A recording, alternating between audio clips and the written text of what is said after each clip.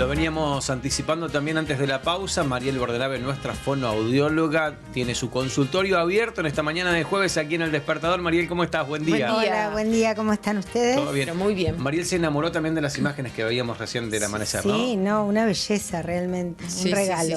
Un regalo de la vida, exactamente. Sí. Mariel, bueno, hoy para hablar un tema que no deja de preocupar también, ¿no? En realidad también que va activando señales de alerta que tiene que ver con trastornos del espectro autista y cuestiones que hay que tener en cuenta. Sí, sobre todo alertas, para poder identificarlas. Bueno, estamos, todo el equipo de salud, sumamente preocupados ante el aumento progresivo y sostenido de niños que presentan alguna anomalía del neurodesarrollo, como se la llama, o también que se les dice el espectro autista. ¿Y por qué espectro?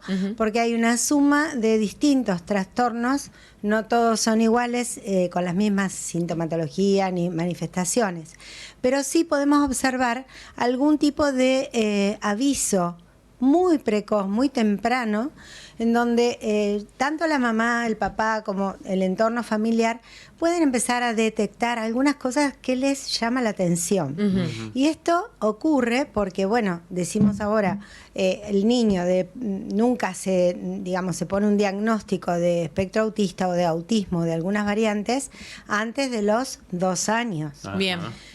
O sea, en realidad el cuadro se expresa de modo más sintomático, con mayor diversidad, a partir de los 2 años. Bien. Claro. Pero siempre hay señales de alerta que nos pueden preocupar y que los papás tienen que estar muy atentos. ¿Como cuáles, por ejemplo? Por ejemplo, en el primer año de vida. Un bebé que después de los 6 meses no contacta visualmente con sus padres, con los familiares que lo rodean, que no responde a juegos corporales, no le da ningún incentivo, Claro, el hecho, claro. por ejemplo, de esconderse y aparecer. Claro. Un bebé que no balbucea, eso es muy importante. El balbuceo, recordemos, aparece a partir de los 6 meses. Estos bebés no empiezan a balbucear y no incorporan palabras antes del año o después del año. Sí. Palabras simples, ¿no es cierto? Como mamá o papá. Claro. Sí, las básicas. Bien, pasa el tiempo y empezamos a ver deterioro en las capacidades del desarrollo, ya sean motoras, habilidades manuales, no señalan con el dedo, no miran hacia donde otros señalan, Claro. no se inmutan ante la aparición de un extraño, es decir, no reflejan ningún tipo de ansiedad o de reacción. Toda pérdida de las habilidades del lenguaje, por ejemplo, algunos papás dicen, bueno, hablaba antes, balbuceaba, pero después Lo dejó se de quedó hacer. ahí. Bueno, esos deterioros, tanto en el desarrollo motor como en el desarrollo del lenguaje, son llamadas de atención. Muchas veces lo primero que hacen los papás es consultar al pediatra, pero los pediatras a veces están atónitos ante la cantidad de niños que expresan. Entonces no saben si es parte de la normalidad actual, estas faltas de expresión o de actividades, digamos, del pequeño respecto del conjunto, porque lo ven como muy frecuente en su consultorio. ¿Hay un número de estadísticas así más o menos de cuál es el promedio? Bueno, anteriormente el autismo o el espectro autista era muy extraño. Por lo menos en mi casuística de trabajo, se veía un caso de autismo entre 100, 200 consultas de pacientes. Bien. Pero en este momento, de 0 a 8 años, se dice que hay entre 1 cada 36 niños que presentan algún trastorno de la neurodiversidad. Entonces, la verdad que nos preocupamos porque no sabemos a qué obedece. Si bien esto después de la pandemia aumentó de un modo considerable en la cantidad de casos que empezaron a aparecer, y nosotros adjudicamos un poco a la falta de sociabilidad que había, porque los niños no podían concurrir a maternales, a escuelas, y entonces inclusive hasta muchos no tenían hermanos, así que tenían que estar solos con sus papás, ni siquiera ver a los abuelos. Le echamos un poco la culpa a esto. Pero terminó la pandemia, terminó el aislamiento y sigue habiendo... Ahora, qué sorprendente, ¿no? Que con los avances de la medicina, de la tecnología, de la posibilidad de estudiar, todavía no se pueda detectar qué es lo que pasa en algún momento que termina generando esto. Qué difícil. Bueno, sí, porque no solamente se da el espectro autista en casos aislados, digamos, en niños que no tienen ninguna otra patología.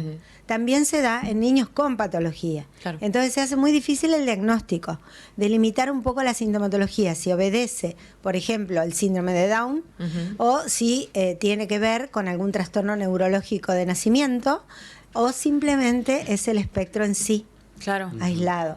Por eso se hace difícil a veces el diagnóstico. Hay muchos estudios a nivel mundial, se hacen estudios, porque esto es un fenómeno mundial, no ocurre nada más que en nuestro país.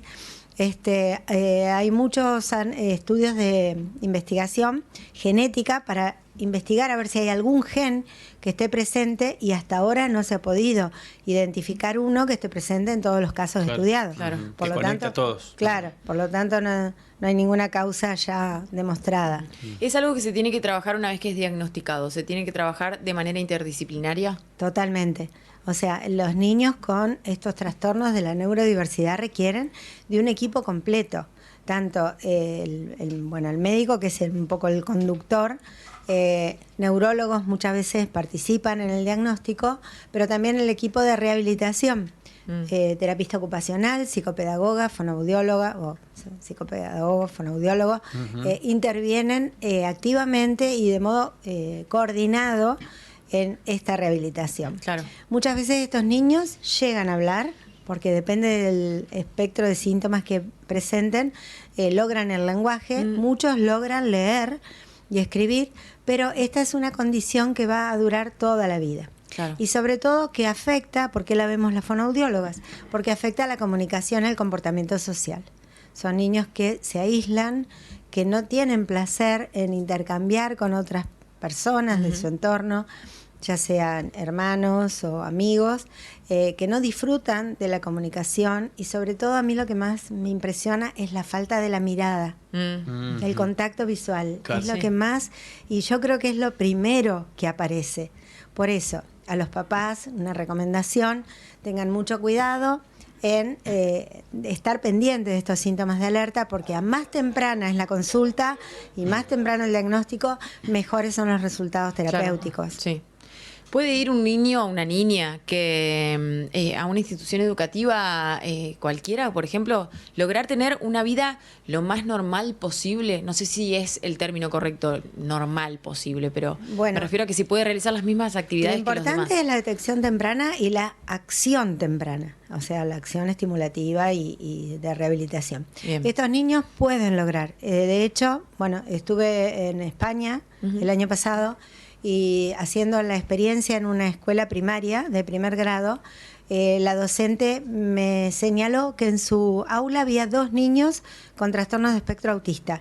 Era a nivel inicial, perdón, no era de primer grado, nivel inicial. Me dijo que yo estuviera atenta a ver si podía averiguar quiénes eran, o Sí. diagnosticar, o sea, Claro, no te determinar. dijo quiénes. No te me dijo dijo que quiénes en el eran. aula había. Bueno, ustedes saben que no pude determinar. A una de las niñas, porque eran 2 niñas, a una de las niñas sí le vi como un intento en la mitad de la sesión de juegos, un intento de querer aislarse, y los compañeros la fueron a buscar y la trajeron. Y entonces ahí me di cuenta. Y en la otra no pude determinarlo. O sea que hay posibilidades. Bien. De hecho, bueno, evidentemente nosotros tenemos tantos casos, muchos avanzan y tienen logros importantes. Claro.